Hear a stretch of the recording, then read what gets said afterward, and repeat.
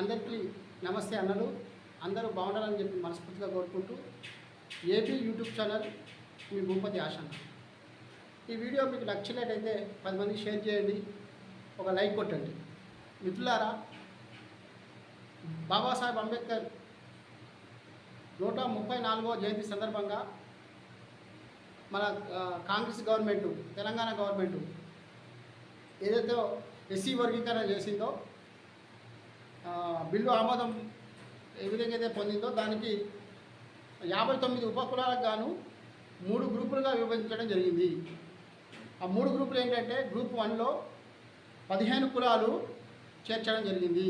Group 1లో 1%. Group 2లో 18 కులాలు 9%. 18 కులాలను చేర్చింది, 9% వారికి రిజర్వేషన్. గ్రూప్ 3లో 26 కులాలు చేర్చడం జరిగింది, 5% రిజర్వేషన్ వారికి. అయితే ముఖ్యంగా ఏంటంటే, కులగణన చేసిన తర్వాత, కులగణన చేసిన తర్వాత ఎవరు ఎంత శాతం ఉన్నది అనేది పూర్తి వివరాలు తెలిసేది ఉండే. అయితే జనగణన, ఈ కులగణన చేయకముందే ఈ విధంగా చేయడము ఏంటంటే, కొంతమందికి నష్టం జరగవచ్చు, కొంతమందికి లాభం జరగవచ్చు. కాబట్టి ఎవరు నష్టపోకుండా ఉండాలని చెప్పి నిజమైన అర్హులకి ఆర్థికంగా, రాజకీయంగా, విద్యాపరంగా వాళ్ళందరూ కూడా అన్ని విధాలుగా పైకి ఎదగాలని చెప్పి నేను మనస్ఫూర్తిగా కోరుకుంటున్నాను.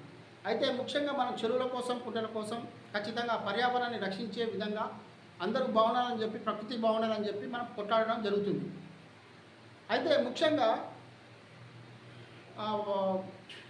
ఫారెస్ట్ డిపార్ట్మెంట్ అంటే అటవీ శాఖ వారికి నేను ఒక విన్నపం చేస్తాను.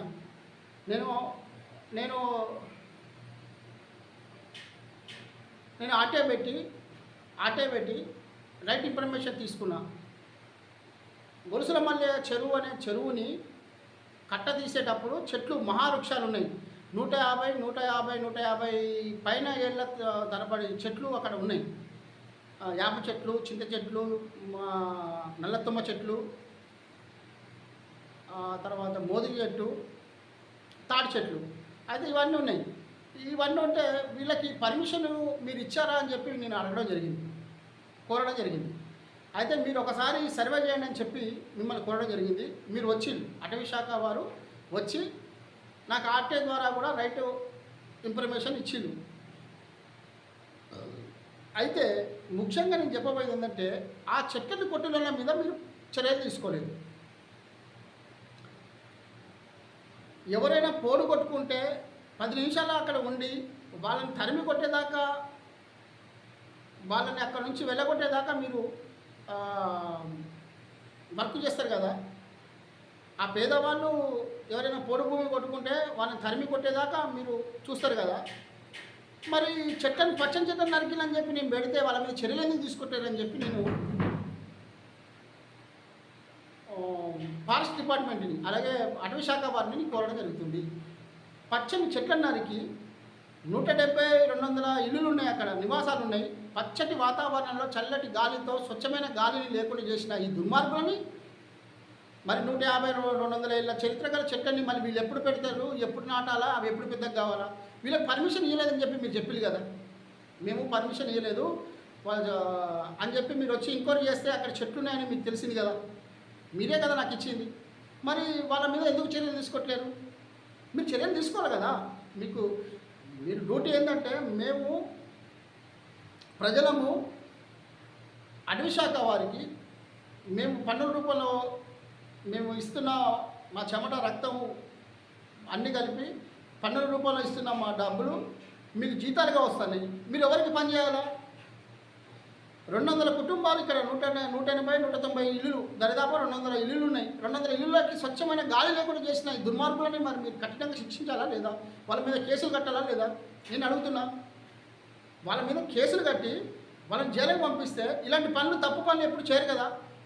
ఇప్పుడు ఆ చెట్లు కొట్టే దాంట్లో టీచర్లు కూడా ఉన్నారంట. ఆ వెంచర్ చేసిన దాంట్లో టీచర్లు ఉన్నారు, గవర్నమెంట్ జాబ్ చేసేటోళ్ళు.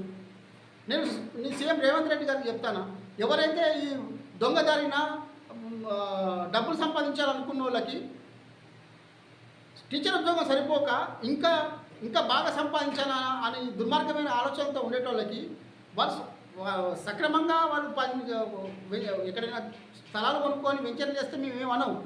అరే చెరువులను తీసేస్తూ ఉంటే గవర్నమెంట్ ఉద్యోగం ఇప్పుడు టీచర్ ఉద్యోగం అంటే ఏంటండి, మన ఊర్లో చెరువు ఉండాలా చెట్లు ఉండాలని చెప్పాల్సిన వాళ్ళు, అమ్మ చెట్లు ఉండాల్సిన చెప్పాల్సిన వాళ్ళు ఈ మొత్తం పర్యావరణాన్ని దెబ్బతీసి అక్కడ చెట్లను నరికేసి వెంచర్ చేస్తే మరి వాళ్ళకి ఈ గవర్నమెంట్ ఎవడైతే ఈ చెట్లని పచ్చని చెట్లను నరికిన టీచర్లు ఎవరైతే ఉన్నారో వాళ్ళని సస్పెండ్ కాదు డిస్మిస్ చేయాలని చెప్పి డిమాండ్ చేయడం జరుగుతుంది.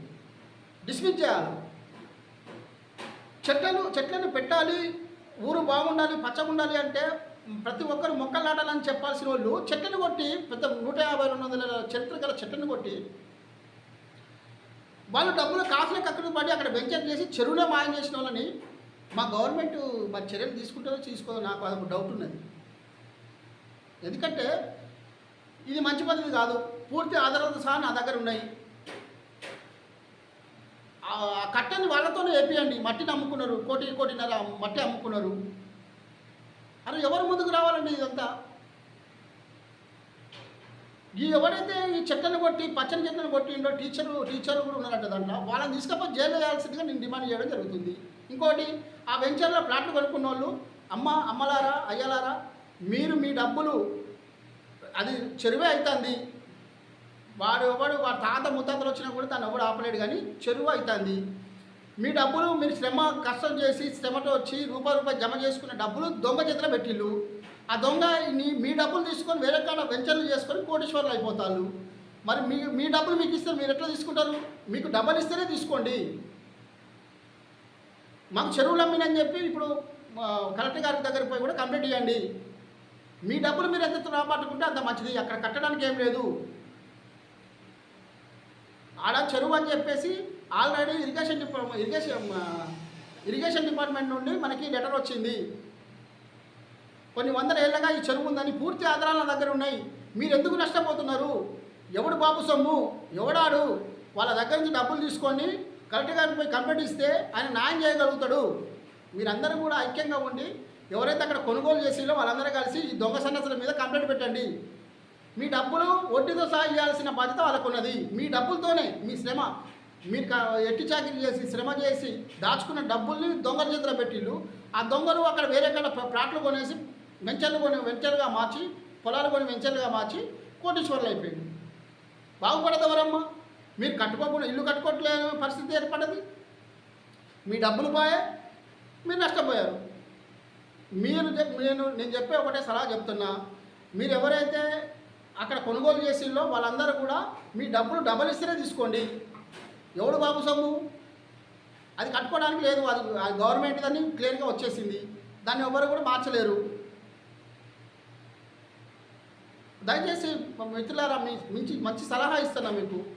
మీరు పాటిస్తే పాటించండి, నష్టపోతుంటే నష్టపోండి. ఎవడు బాగుపడతాడు? ఎవడాడు? మీ డబ్బులు దోసుకొని పోయి చెరువుని అమ్మి వెంచర్గా మార్చి మీకు ప్లాట్లు అమ్మి మీ డబ్బులు తీసుకొని వేరే కాడ పొలాలు కొనుక్కొని వెంచర్లు చేసి కోటేశ్వర్లు అవుతూ ఉంటే మీరు పిచ్చోళ్ళు అయిపోయారమ్మా. ఇప్పుడు 2-3 వచ్చింది మన దగ్గరికి, నేను కలెక్టర్ ఆఫీస్ పొమ్మని చెప్పిన. మిగతా వాళ్ళు కూడా అందరు కలిసి మీ డబ్బులు మీరు తీసుకోండి, లేకపోతే ఆ డబ్బులు కూడా రావు. ఆ దిక్కు లేదు, దివాణం లేదు, చచ్చిపోతే కూడా దిక్కు లేదు. మరి మీరు దయచేసి మీ డబ్బులు తీసుకుంటే మీ డబ్బులు మీకు ఉంటాయి. ప్రజలందరూ కూడా గమనించి, ముఖ్యంగా నేను చెప్పేది ఏంటంటే, ఇలాంటి చెరువులని కుంటల్ని మాయం చేసే దొంగ సన్నాసుల మీద కఠినమైన చర్యలు తీసుకోవాలని చెప్పి నేను కోరడం జరుగుతుంది.